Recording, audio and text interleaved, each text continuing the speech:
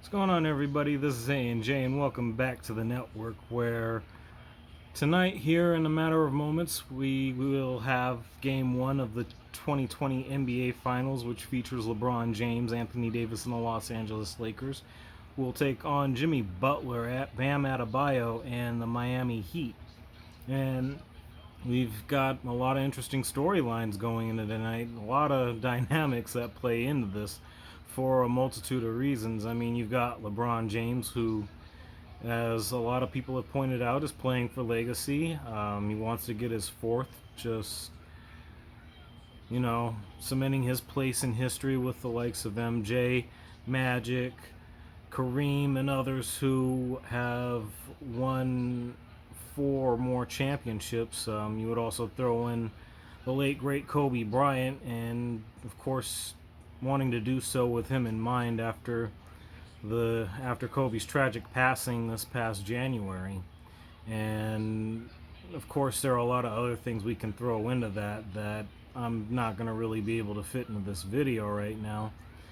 And of course, you also want to think about the dynamic of him facing his former team, the team that he first won his first two championships with in Miami. And the only existing parties that are a part of that roster that I know of are Eric Spoelstra and Pat Riley, and I guess Udonis Haslem, but he doesn't really play at all now.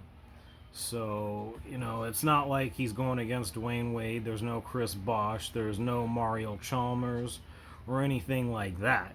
He's just going up against the former franchise. And that alone is what's going to make it fun to watch. But then you're taking away from the other side of it, which we're going to start with Jimmy Butler on that, because, man, he's had quite a storyline of his own dating back to his time in Chicago, which, well, the ending of that still I'm kind of stewing over. And, given the fact that he led a team like Miami to the finals, just doesn't make it too much better. But at the same time, it is what it is. They've supposedly cleaned house out in Chicago, but I'm gonna save everything I have on that for another video. But he transitioned from there to Minnesota, where it wasn't quite comfortable between him and Andrew Wiggins and Karl Anthony Towns, and now you got Wiggins out in Golden State, where, oh, look out for them next season. That's really all I'm gonna say about that as of right now. But just the fact that it didn't work out there, and it also didn't work out in Philadelphia with Joel Embiid and Ben Simmons, that one still has me scratching my head a little bit. I have a very tough time understanding how that turned out the way that it did.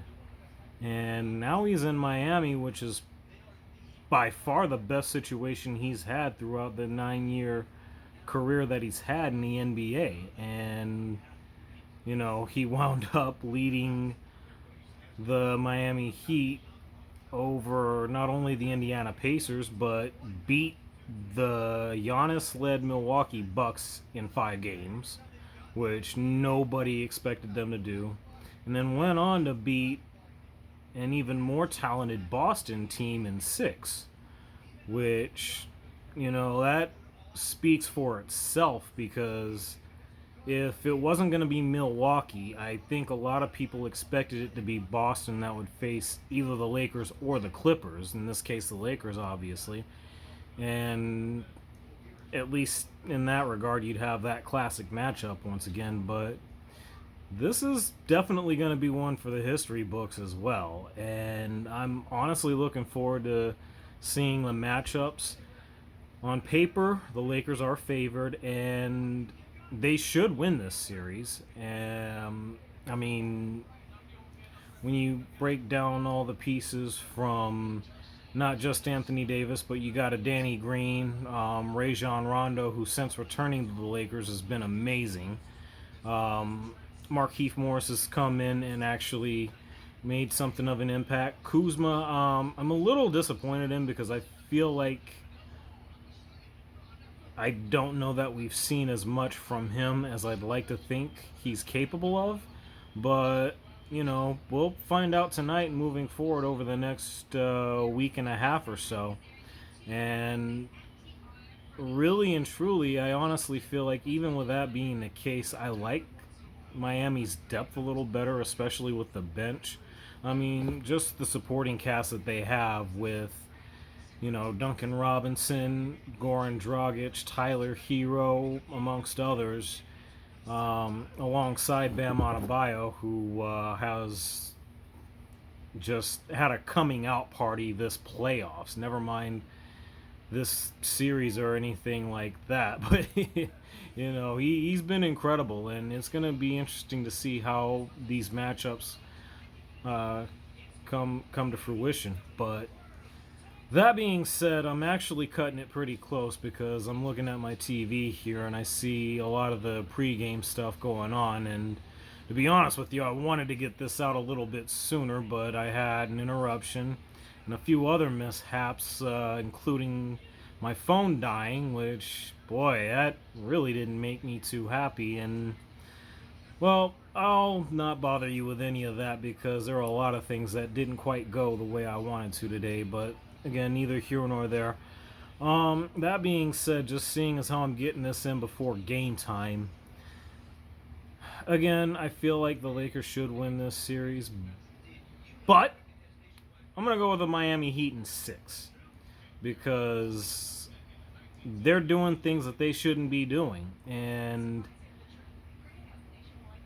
I'm something of a Jimmy Butler fan. It's kind of hard for me to not root for him, and you tend to like the underdog story. I mean, it's a little bit ironic in a sense because going back to LeBron's first trip to the finals with the Miami Heat, he wound up going against the Dallas Mavericks, and at the time, they were the underdog, and look what they were able to pull off.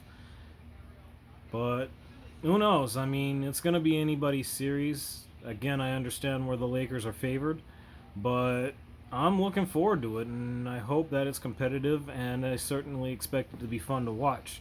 That said, I'm more interested in hearing what you guys have to say, so drop comments down below. If you enjoy the content, go ahead and throw me a like and subscribe if you are new. Share for anybody else that you think will enjoy it. And with that in mind, thank you for being here, and thank you for having me.